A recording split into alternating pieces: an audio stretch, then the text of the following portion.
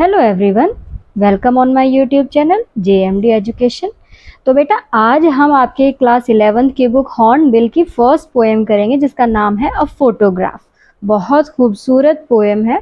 इस पोएम को लिखा है बेटा शर्ली टल्सन ने। ये एक बहुत ही फेमस पोएटेस रही हैं, इवन इन्होंने बहुत सारी स्टोरीज भी लिखी हैं और इनकी जितनी भी लिटरेचर के जो टॉपिक्स हैं, चाहे वो पोएम्स हो चाहे वो आपके स्टोरीज हो, बहुत ही खूबसूरती से इन्होंने शो किए हैं। हर एक राइटिंग जो इनका टास्क है वो ओरिजिनलिटी को शो करता है। मीन्स इनके किसी भी पोएम को या स्टोरी को पढ़ के आपको कहीं नहीं लगेगा कि कुछ फेक है या कुछ इमेजिनेशन है। आपको महसूस होगा कि कहीं ना कहीं ये हम सबकी लाइफ से जुड़े हुए हैं। सो इसी तरह की ये एक पोएम है जिसका नाम है अ फोटोग्राफ। तो चलिए बढ़ते हैं इसके एक्सप्लेनेशन की तरफ। बेटा ये जो पोएम है आपकी एक माँ बेटी के रिश्ते को दिखाती है जो बहुत खूबसूरत है। ये पोएम दिखाती है कि कैसे एक बेटी अपनी माँ से बहुत ज़्यादा जुड़ी हुई है। इस पोएम में आपके बेसिकली 3 स्टेंजाज है, ध्यान से सुनना आप। 3 स्टेंजाज है आपके। फर्स्ट स्टेंजा में जो पोएटेस है वो आपको बताती है कि जो माँ है वो एक फोटोग्राफ को देखते हुए अपने बचपन को याद करती है, उन्होंने क्या क्या किया। और सेकंड स्टेंजा में वो समय बीतने के बाद बहुत सालों बाद जब वो दोबारा उस फोटोग्राफ को देखती है तो उसका क्या रिस्पॉन्स होता है, वो क्या महसूस करती है।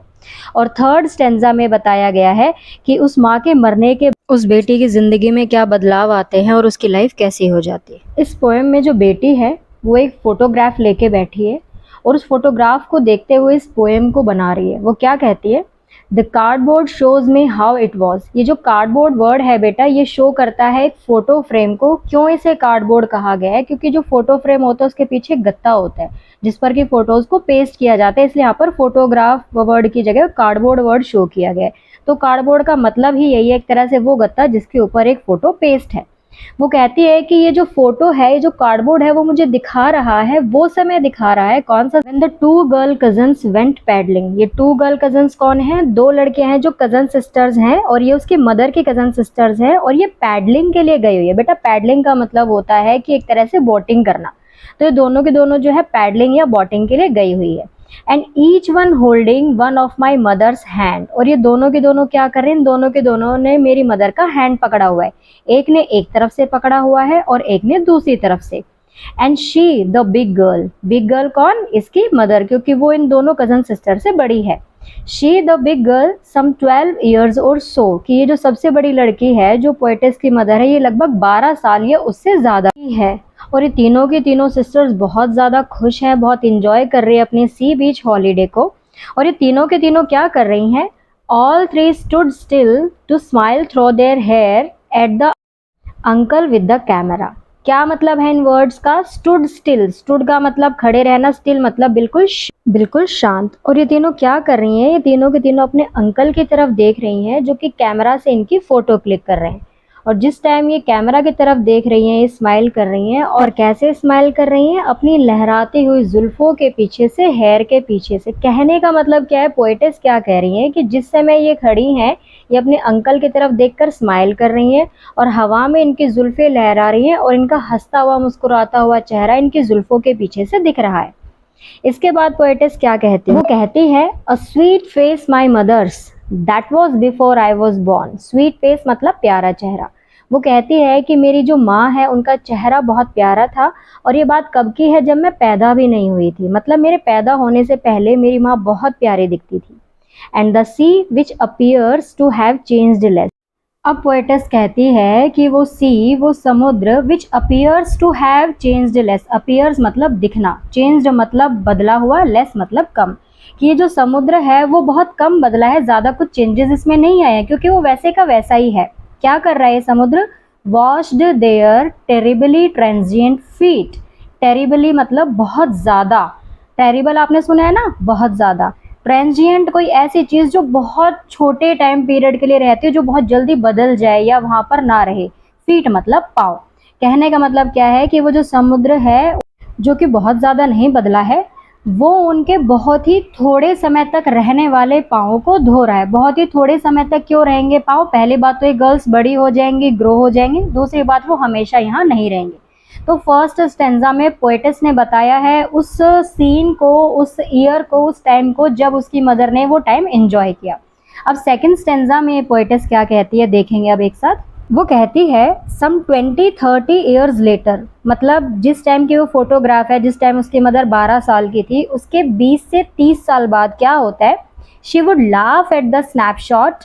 वो जो है उस फोटोग्राफ को, स्नैपशॉट मतलब फोटोग्राफ, उसको देखती है और हंसती है। क्या कहती है वो, सी बैटी एंड डॉली, कि देखो बैटी और डॉली को देखो। बैटी और डॉली कौन है, वो दो कजन सिस्टर्स जो कि उस फोटोग्राफ में पोएटेस की मदर के साथ है। वो कहती है see Betty and Dolly, she would say, इसके बाद क्या कहती है, and look how they dressed us for the beach, और देखो कैसे इन सब ने हमें रेडी किया हुआ है बीच हॉलीडे के लिए। ड्रेस्ड मतलब रेडी करना, कपड़े पहनाना। उसके बाद ये पोएटेस क्या कहती है, the sea holiday was her past. Her कौन है, पोएटेस की mother.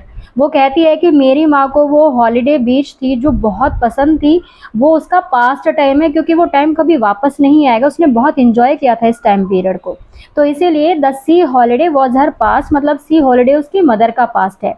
Mine is her laughter, mine मतलब मेरा, और मेरा पास्ट क्या है, इज हर लाफ्टर मतलब उनकी वो हंसी जिस समय वो फोटोग्राफ को देखकर खुश थी।